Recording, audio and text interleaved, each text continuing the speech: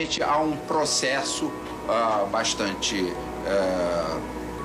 eficiente de verificar se foi alguma aeronave que está voando sem um plano de voo aprovado, etc. Mas quando se comprova diferentes, são acionados. O que ocorreu foi que os radares detectaram vários objetos não identificados. Veja agora, minuto a minuto, o que aconteceu naquele 19 de maio. Às 8h30 da noite, um ponto luminoso é avistado pelo controlador de tráfego aéreo na torre do aeroporto de São José dos Campos, São Paulo. Um avião Xingu da Embraer se aproxima para pouso e o controlador pergunta ao comandante: "Você está vendo o ponto luminoso?" O Xingu confirma o avistamento, muda a rota e tenta se aproximar do OVNI. Quem estava no comando do avião era o coronel Osiris Silva, que voltava de Brasília depois de tomar posse como presidente da Petrobras. Eu vi um objeto luminoso no espaço, parecia um astro normal. Eu voei na direção dele e após 5, 6 minutos de voo, fiquei com a impressão de que ele começou a esmaecer, a perder a intensidade e o brilho. 9h14 da noite. O controle de radar de São Paulo registra sinais sem identificação. 9h20. O controle aéreo em Brasília confirma a presença de objetos voadores não identificados. 10h23. O jato F-5 decola da base aérea de Santa Cruz, no Rio de Janeiro. De guerra pronto para ser acionado. 10h45. O radar da base aérea de Anápolis, em Goiás, detecta sinais no radar. Um Mirage também armado decola em busca dos OVNIs. 11h15 da noite.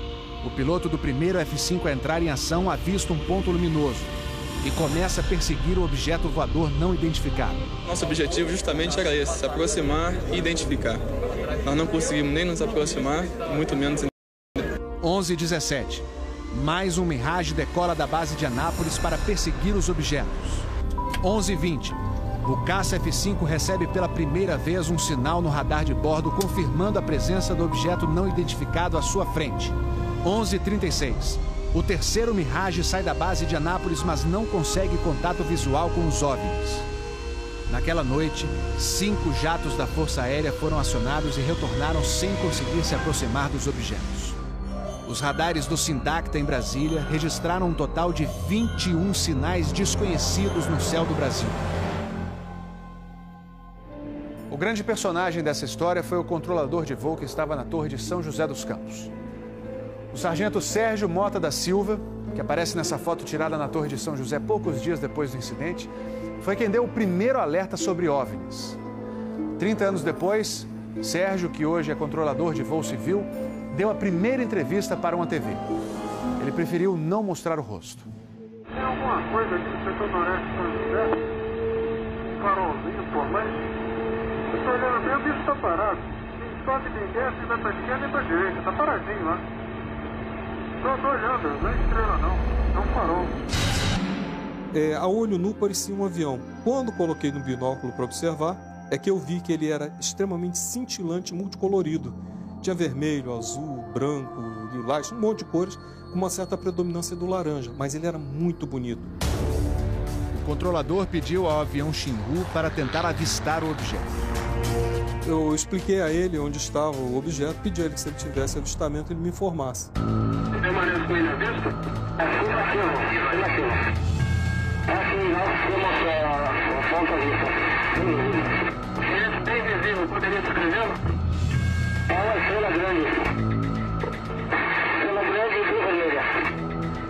Entendido, grande e bem vermelha. Controle de São Paulo será alertado.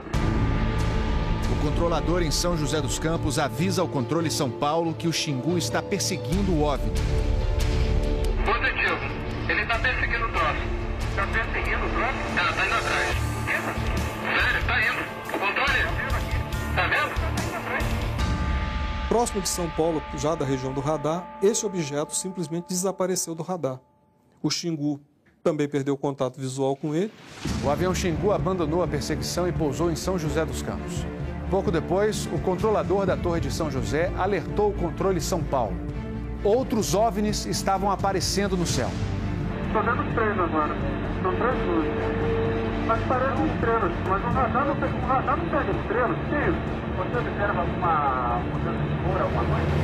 Vou dizer. Rapaz, eu não sei, pra mim olha aqui tá parecendo uma estrela, mas só que um monte de fogo bonito, rapaz, tá vermelho, amarelo, branco, tá dando um monte de coisa. Pô, tão barato isso aqui, deve ter uns créditos por aqui já pelas contas que eu tô fazendo aqui. Ainda bem que vocês estão vendo também, senão eu ia pensar que eu tô ficando doido. Pô, rapaz, tô arrepiado, meu irmão. Só 2 pontos brancos afastados mais baixos. Estão entrando no alinhamento da pista, além da cidade. Tem 2 altos aqui no alinhamento da pista e tem mais uns 2 ou 3 embaixo, voando baixo agora. Continuam se movimentando. Coisa linda, meu irmão. Pô, tá ficando bom esse negócio, viu? Tá ficando bom. O controlador Sérgio Mota da Silva faz uma revelação surpreendente. Ele tentou fazer contato com os OVNIs usando as luzes de balizamento da pista de pouso. Se eu aumentava o brilho do balizamento das luzes do balizamento, aliás, eles se afastavam. E se eu diminuía a intensidade das luzes do balizamento, eles se aproximavam. Pareciam responder de modo inteligente aos sinais que eu fazia com as luzes da pista de pouso e decolagem. O controlador Sérgio fala com o controle aéreo em Brasília. Fala, Brasília. Brasília? Boa noite, bem-vindo ao Festival dos Discos Voadores. É uma loucura isso aqui, cara.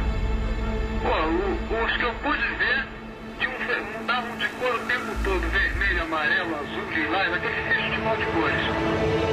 As ocorrências terminaram já perto do nascer do dia, lá pelas 4 e pouco, 5 horas da manhã. Os últimos objetos foram vistos. Como é que tá a situação aí? Ô, rapaz, isso aqui foi um festival. E agora, como é que tá?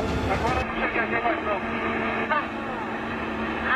Você não informa nada. Positivo. Mas você não sabe nada. Positivo. O Fantástico também teve acesso às gravações das conversas entre os pilotos e a defesa aérea. Um desses pilotos era o capitão Armindo de Souza Viriato.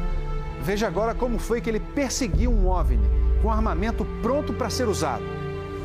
Eu tenho contato. Confirma? Foi contato.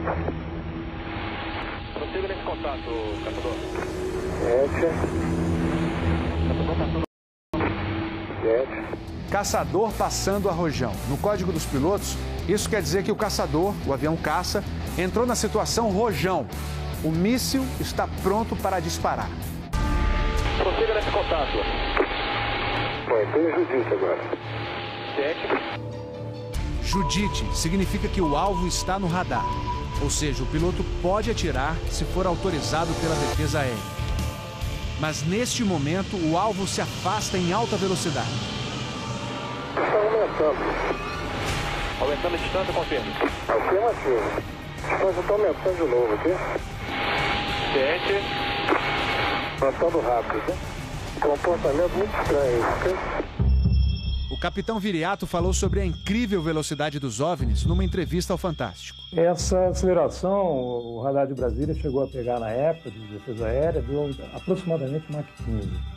Isso aí daria em torno de 15 mil km por hora. 15 mil quilômetros por hora é uma velocidade muito acima dos jatos mais rápidos do mundo, que chegam no máximo a 4 mil quilômetros por hora. Um documento confidencial do Comando de Defesa Aérea de junho de 1986 concluiu: os objetos produziram ecos nos radares do sistema de defesa e também nos jatos que perseguiram os OVNIs. Houve contato visual dos pilotos. Os objetos atingiram velocidades supersônicas e mostraram capacidade de acelerar e desacelerar de modo brusco. E a principal conclusão do relatório: os fenômenos são sólidos e refletem inteligência pela capacidade de acompanhar e manter distância dos observadores, como também voar informação. Não foi possível identificar a origem dos objetos. Foram esses 2 ufólogos, pesquisadores de OVNIs, que conseguiram no Arquivo Nacional em Brasília a liberação gratuita dessas gravações. O fenômeno OVNI é real, existe, e o governo sabe disso, as Forças Armadas sabem disso. Essa documentação sendo exposta para o público permite que as pessoas entendam que isso não é brincadeira. Não tem como a gente falar que seriam naves extraterrestres, né?